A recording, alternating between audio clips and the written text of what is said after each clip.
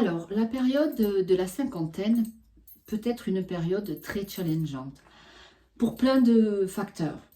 Entre la période où peut-être des enfants s'en vont, ce qu'on appelle le syndrome du nid vide, l'impression d'être décalé dans son travail, de se faire rattraper par des plus jeunes, de moins se sentir légitime, de ramer du fait des symptômes de la ménopause, puisqu'à partir de 50 ans, les femmes, c'est vrai que on est plus desservies pour ça par rapport aux hommes, de sentir que peut-être on ne se sent plus à la hauteur, on a notre corps qui change, on a des, des, des pertes de concentration, on peut avoir des problèmes de mémoire, tout ça lié à la ménopause et la préménopause.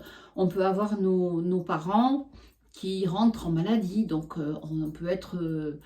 Souvent, on décrit cette période comme une période où on a plus de liberté, les enfants sont partis, mais en fait, c'est pas toujours bien vécu. Et après les enfants, des fois, c'est les parents qui prennent le relais. Ça doit parler à certaines d'entre vous. Donc, c'est une période qui peut être très challengeante, sans compter peut-être la prise de poids, la fatigue, la baisse d'énergie, liée tout simplement à la fois à l'âge et à la ménopause.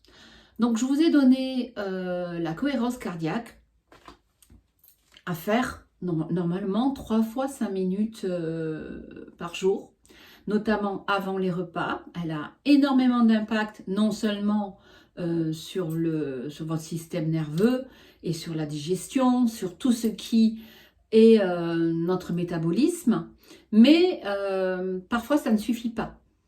Hein, la cohérence cardiaque, parfois c'est pas assez. Donc aujourd'hui, je voulais vous donner une autre type de respiration qui est vraiment à faire juste 5-10 minutes par jour. Si vraiment vous sentez que vous en avez besoin, en plus éventuellement de compléments alimentaires, bon, souvent je cite l'ashwagandha et la rhodiola safran, ce sont des plantes vraiment extraordinaires pour ça, la mélisse. Vous pouvez aussi faire avec les huiles essentielles, il y a des huiles essentielles diffusées. Si vous travaillez en télétravail, pendant que vous travaillez, ça peut être intéressant aussi. Mais là, vraiment, c'est couper toute activité et prendre 5 minutes pour respirer de la façon dont je vais vous l'indiquer. Sachez que le stress chronique, beaucoup de gens pensent qu'ils ne sont pas stressés, mais il y a beaucoup de facteurs aujourd'hui dans notre société qui peuvent nous stresser. Rien que de regarder les infos, si vous continuez de regarder les infos régulièrement, en ce moment, là, c'est la totale, vous êtes forcément impacté et peut-être que vous n'avez pas conscience du stress que ça vous amène. Donc, cette respiration, ce stress chronique, pardon, sachez que ça a un effet sur votre longévité. Ça a été prouvé, ça a un effet sur les télomères. Les télomères, c'est des petits capuchons qu'on a sur nos chromosomes, qui sont comme des petits capuchons d'un stylo. Hein, vous voyez, un stylo, on met un capuchon pour pas que l'encre, elle sèche. Eh bien, ces télomères, c'est pareil, ils ont ce sont des petits capuchons sur nos chromosomes. Et donc, ils se raccourcissent au fil du temps. Et donc, si on veut les protéger, eh bien, il faut éviter d'avoir un stress chronique. Alors, je vous dis ça, je vous rassure, moi, je suis une anxieuse, grande anxieuse. Donc, je parle en connaissance de cause. Et ce que je vais vous indiquer, c'est quelque chose que je fais régulièrement parce que vraiment, ça a un fort impact sur mon tonus, sur mon système nerveux. Je vous ferai une vidéo bientôt sur ce que j'ai appris sur le système nerveux qui change ma vision de la vie à tout point de vue, surtout ma vision de coach sportif. Vous verrez, je ne vous en dis pas plus, je ne vais pas spoiler, mais j'ai fait des découvertes extraordinaires qui vont vous faire beaucoup de bien. Mais déjà, cette respiration va déjà vous aider à, bien sûr, si vous le faites régulièrement, hein, si vous le faites qu'une fois par semaine, ça ne va pas marcher. Alors, j'arrête de parler, je vous explique. Parce que donc cette respiration, elle va agir sur votre stress chronique et du coup, vous allez aussi préserver vos chromosomes, les petits télomères là. Ils vont moins se raccourcir. Je ne dis pas qu'ils vont se rallonger demain, mais bon, voilà. Alors, ce qu'on va faire, c'est une respiration diaphragmatique.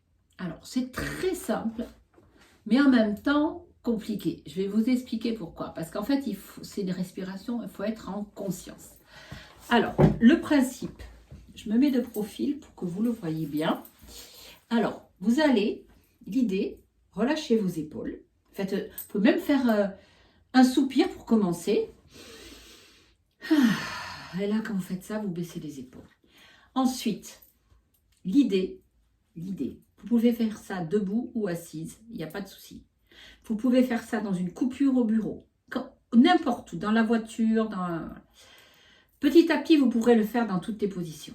L'idée, c'est, je mets les mains sur mon ventre et je vais inspirer en gonflant le ventre, expirer le plus longtemps possible en rentrant le ventre jusqu'au bout. Ok? Alors, quand je dis gonfler le ventre, je ne dois pas voir... Non, là, ça ne marche pas. Il faut vraiment, si vous voulez, vous pouvez même vérifier en mettant une main ici. C'est que vous allez respirer. Le ventre se gonfle. On inspire par le nez, souffle par la bouche.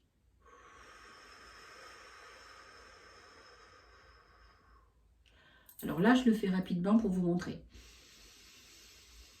Gonflez le ventre. Souffle.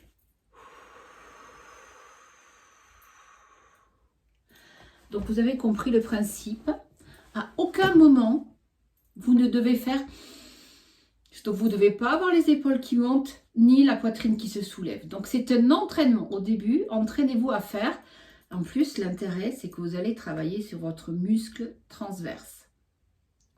C'est le muscle des abdominaux dont je vous ai parlé dans l'exercice des abdos. Donc, ça, c'est intéressant. Mais on ne le fait pas pour ça. Donc, au début, il va falloir juste s'entraîner à inspirer par le nez en gonflant le ventre, souffler par la bouche en rentrant le ventre. À aucun moment, ça bouge. Et en fait, ça s'appelle une respiration diaphragmatique.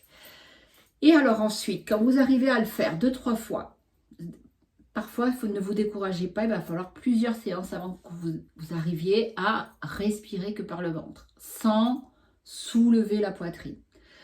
Quand vous arrivez à faire cette respiration diaphragmatique, vous allez inspirer, souffler le plus longtemps possible. Donc un petit filet.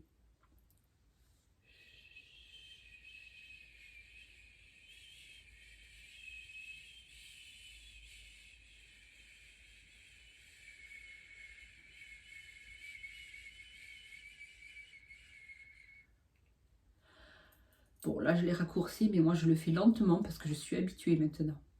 Donc inspire tout de suite. Le ventre, uniquement le ventre. Souffle.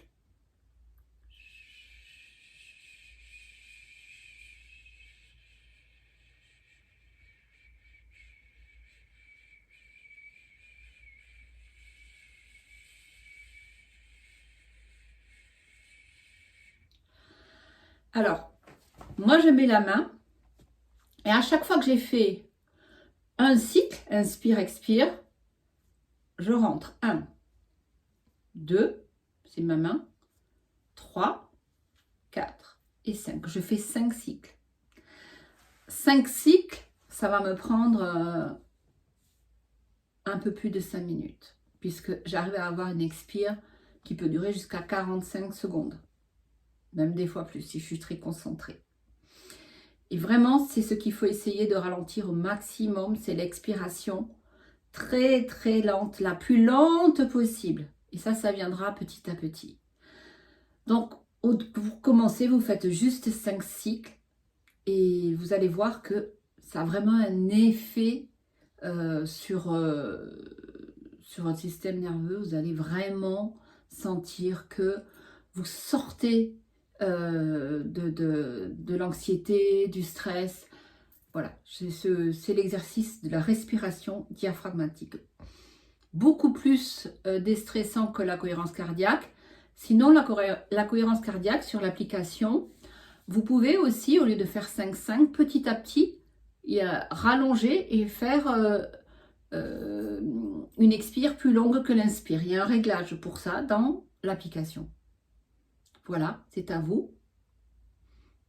Vous faites ceci si vous avez vraiment des problèmes de stress en ce moment. À bientôt.